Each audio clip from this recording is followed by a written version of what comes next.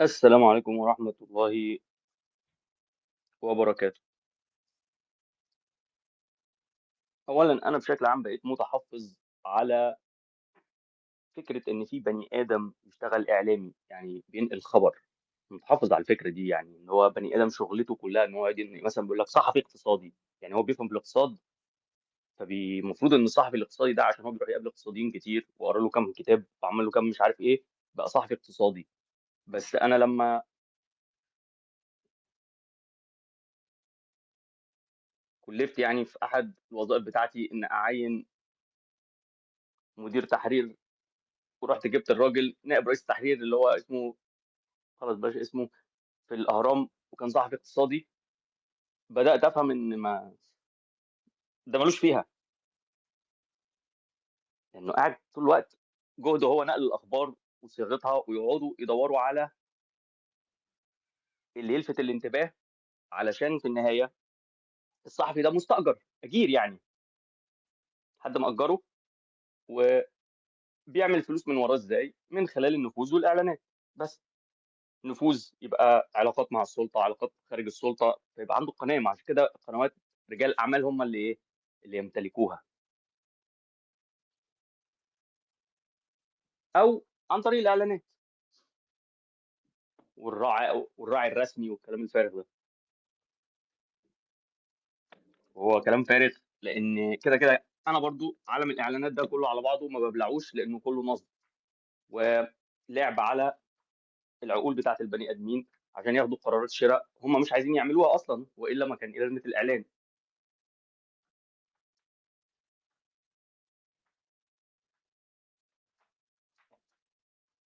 والشركات اللي هي بتبقى بتاعة التكنولوجيا القوية ما بتحتاجش إعلانات. طب مثلًا شركة تسلا اللي هي أكبر شركة عاملة مبيعات عربيات إلكترونية في العالم، ما عندهاش ولا إعلان، مش عاملين ولا إعلان، مش محتاجين. فده business المفلسين عامةً بشكل عام يعني. فالواحد ما بيتأملش خير في إن بني آدم طول الليل والنهار كل شغلته إنه يقعد يدوّر على مين قال إيه ومين عمل إيه، وبعدين ييجي يقوله لنا قدّام التلفزيون وهو عمّال بقى إيه، بيزعّق مش عارف إيه وكذا، وكذا، وكذا، اللي هو بيعملها بشكل طبيعي اللي هو بيفُك مع نَفْسه قدّام الناس خلاص تمام، لكن لأ، ده هو متأجّر عشان يعمل كده. فتلاقي واحد متأجّر من رجل أعمال عنده شبكات مصالح وقاعد بيخدِّم عليها والمتأجّر ده بيخدمها، وإلا ما كانش عيّنه هو، كان عاين حد تاني،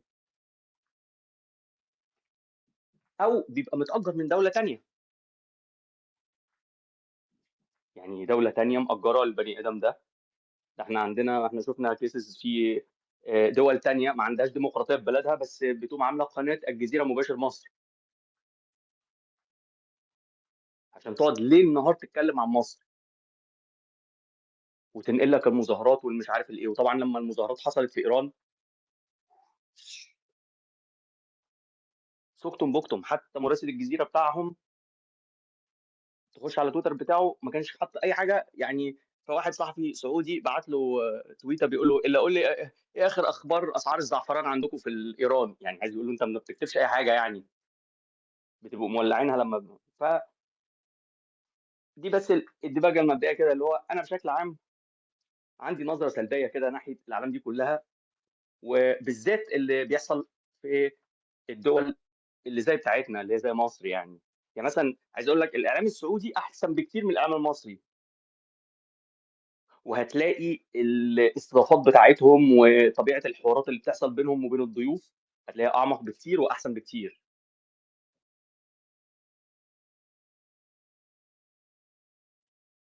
وما عندهمش مشكلة إن هم يخشوا في مساحات كتيرة يعني حمرا. يعني مثلًا ممكن تلاقيهم جايبين واحد من اللي مسجونين وعليه حكم مؤبد في قضية تكفير، وهو لسه بيكفّر وأفكاره كلّها تكفير، بس بيجيبوه عشان يعرضوا فكره قدّام الناس، عشان يورّوا الناس قد إيه الفكر ده خطر على ولادهم، كده يعني.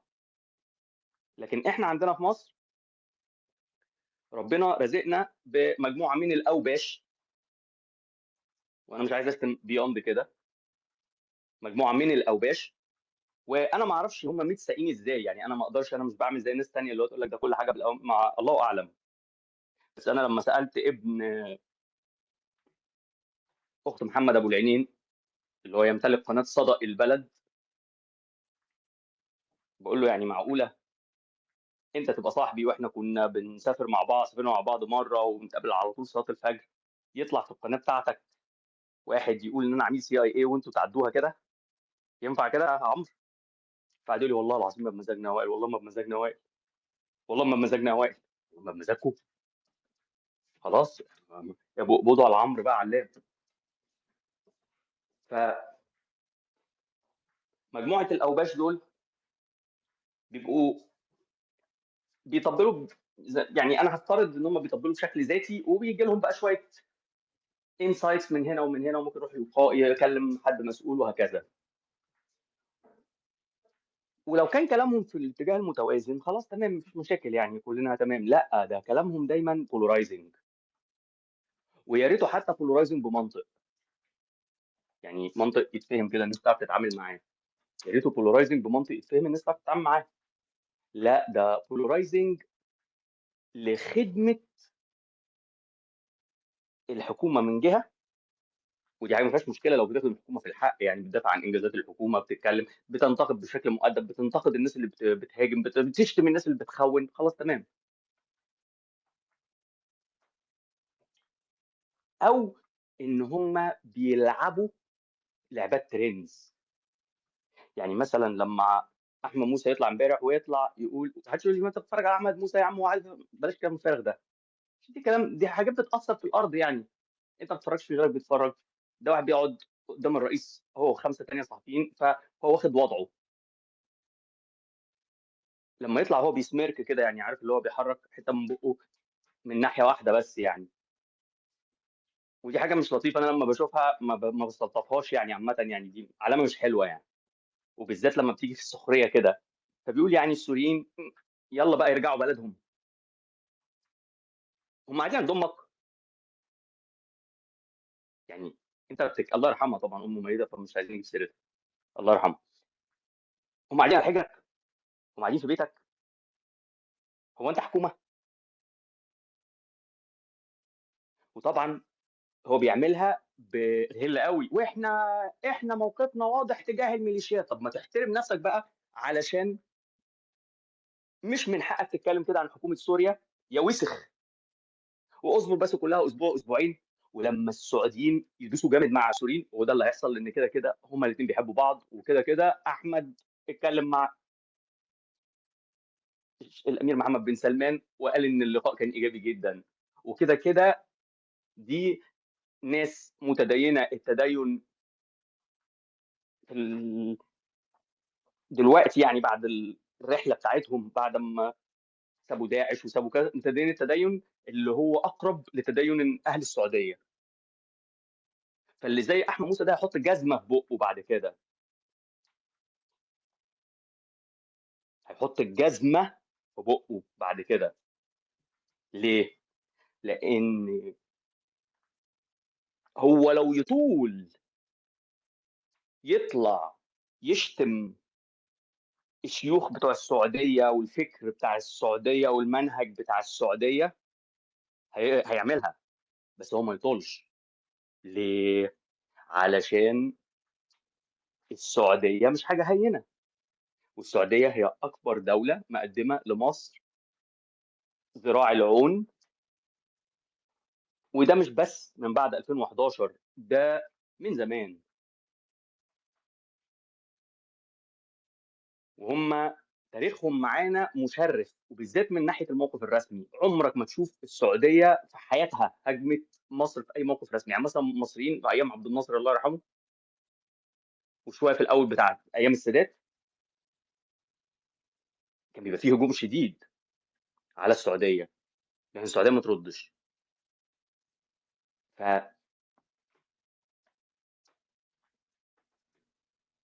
فهم علشان السرديه اللي هم بيحكوها للناس هي سرديه واطيه زيهم. اللي هو ايه؟ اي حد، اي حد كان داعش يبقى مستحيل خرج من داعش، او كان اخوان يبقى مستحيل خرج من الاخوان. هو مش عارف كذا، لا ده بيمثل، ده ما ده بيلعب ادوار، ده مش عارف ايه، اصل دول متطرفين، دول كذا دول كذا. ما بيقدرش يفهم تدافعات الامور، وما بيقدرش يفهم تغير التوجهات، وما بيقدرش يقدر الحاله بشكلها الصحيح، وما بيقدرش يلتمس العذر للاخطاء اللي هتقع من الناس اللي قدامه. بس الخول يقعد بس يعرس ليل نهار على اخطاء اكبر بكتير بتعملها الحكومه عندنا، ووضعنا مستقر اكتر منهم بكتير. خشوا يا جماعه اتفرجوا على مدينه ادلب بقى شكلها عامل ازاي. خش اتفرجوا، تكتب كده مدينه ادلب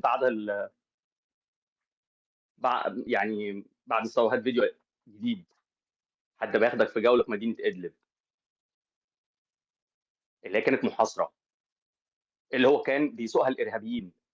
والله لو الارهابيين بيعرفوا يعملوا العمران والمدنيه دي، وبيعرفوا يقدموا الخدمات بشكل ممتاز، وكمان يا احمد يا موسى يا واطي ايدهم نظيفه، يعني ما بيسرقوش. شوف الفيديوهات دلوقتي في الشام في دمشق عن خدمات العيش والحاجات دي، والاسعار بتاعت مش عارف السكر، الناس كلها عماله، حتى اصحاب المحلات منبهرين. ليه؟ الحكومه السوريه، في الحته المهمه اللي انا بتكلم، اللي عايز اتكلم فيها، الحكومه السوريه تحت قياده بشار الاسد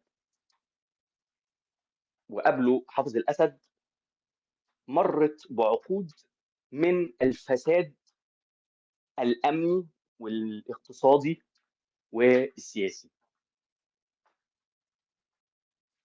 والوسخ احمد موسى اللي ما قدرش يقدر حجم المعاناه اللي عاناها الشعب السوري. تخيلوا يا جماعه انه اغلبيتهم من اهل السنه والجماعه، واللي بيحكمهم اغلبيتهم من العلويين. ومش بس كده، ده في استعداء طائفي حاصل نتيجه ان الايرانيين ورا العلويين، والايرانيين هدفهم توسعي، العلوي عايز يحكم. فالموضوع بقى كان واصل لدرجات اللي هو ايه، ممنوع الصلاه في الحكومه. لو اي مسؤول حكومي اتقفش بيصلي هيترفد وممكن سجن، ولو حد صلى جوه الزنزانه هيتعذب. صلى بس صلى، كانوا كلهم بيصلوا بعينيهم،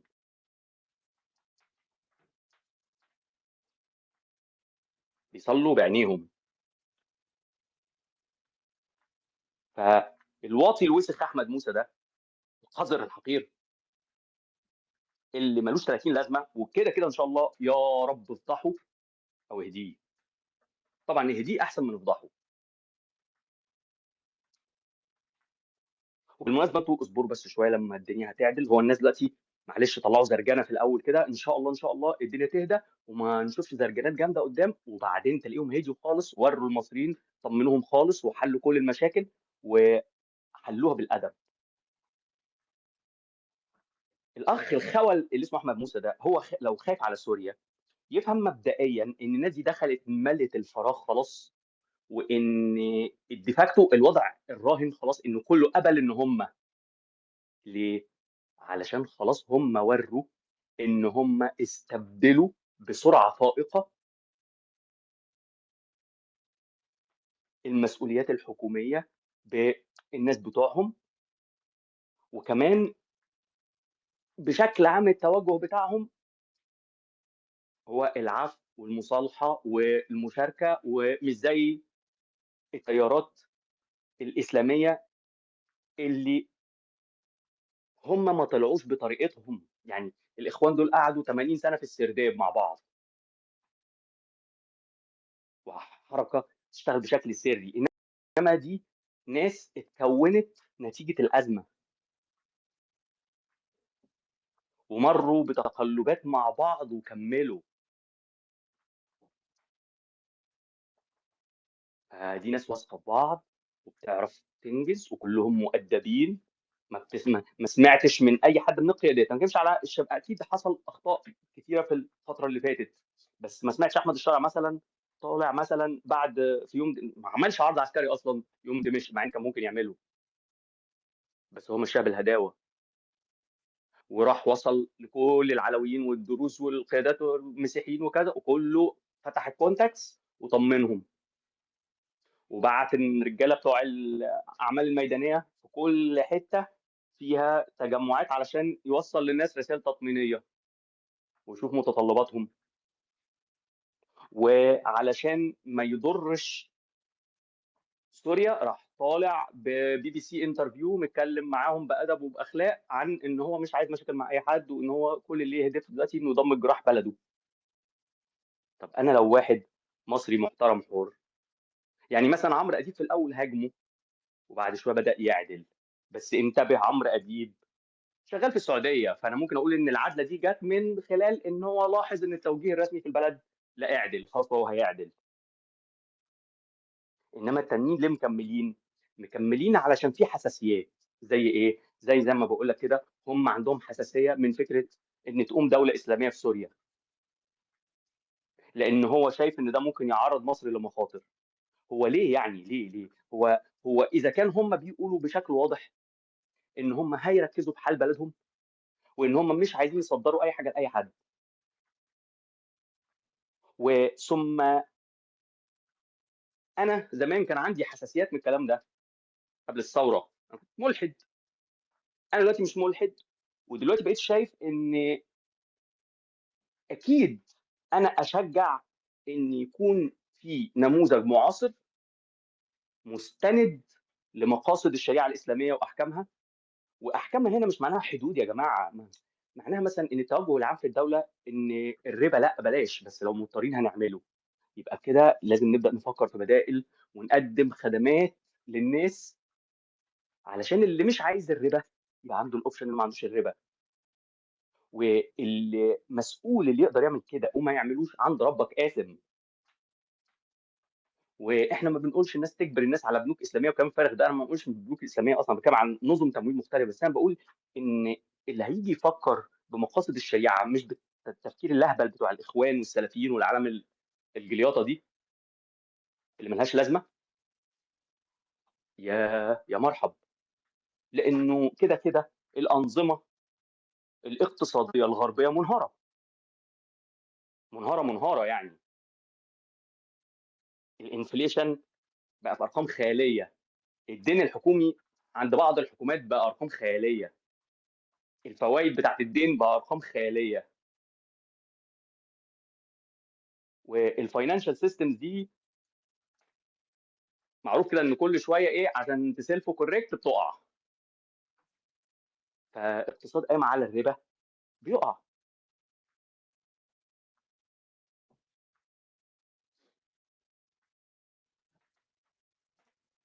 حذف كامل للدين من المدارس، ونزع انتزاعا من الحياه اليوميه بتاعت البني ادمين، بيؤدي الى نمره واحد ان المجتمع بيبدا يتفكك. حتى في امريكا يعني المجتمعات بتتفكك. يعني زمان كان الناس اللي هي لسه في المحافظات، قصدي الولايات المحافظه، الموضوع لسه شغال زي ما هو، ان الكنيسه الناس بتروح كل اسبوع فبتعرف بعض وبتتكلم بعض وتقابل بعض وهكذا. انما الناس اللي في ولايات زي كاليفورنيا اللي هو ما عادش بيروح الكنيسه، اللحمه الاجتماعيه ضعفت خالص، والناس بقت ايه اللي هو كل واحد عايش مع الكلب بتاعه.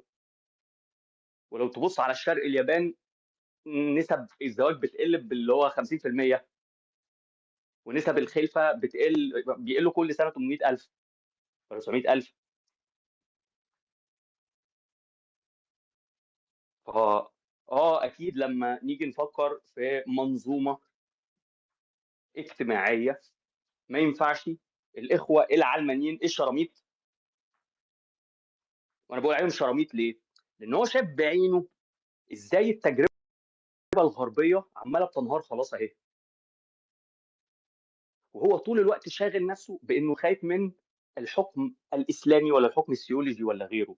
طب ما تخليك انت فتك وطلّع لنا تصوُّر، التصوُّر ده ما يبقاش فيه التطرُّف بتاع الوجهة العلمانية، لإنه أصلًا إحنا عندنا فرق شاسع بين الإسلام والمسيحية، فرق شاسع في فكرة مركزية صناعة القرار فيما له علاقة بأمور الدين، إحنا ما عندناش ده، إحنا ما عندناش بابا، على فكرة ولا عندنا مفتي عام، يعني مين كان المفتي العام وقت الرسول صلى الله عليه وسلم؟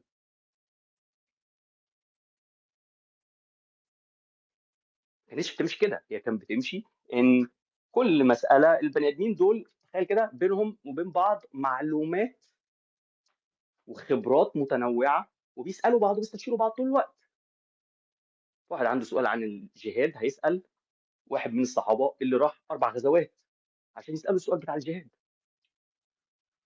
واحد عنده سؤال في فهم القرآن كذا، ممكن واحد يروح للرسول صلى الله عليه وسلم يستفتيه في مسألة كذا، فالدنيا كانت ماشية إن ما فيش central management فما فيش حد بيفرض سيطرته على حد، بس عشان كل الناس مؤمنة، يعني إيه مؤمنة؟ يعني داقت حلاوة الإيمان، مش زي للأسف الشديد في عصرنا، وعشان كده ضروري جدًا أي حد بيفكر إن هو يصلّح اللي عمله الاستعمار في شعوبنا، لازم يبقى شديد الحذر، لإنك لو دخلت تفرض أي تغيير، تبقى ما فرقتش حاجة عن المستعمر، يعني فرقت شوية لو أنت عايز تفرض تغيير شكله إسلامي يعني، بس أنت ممكن تفتن الناس في دينها، بس المفروض الصح إن البني آدم يفكر إزاي ما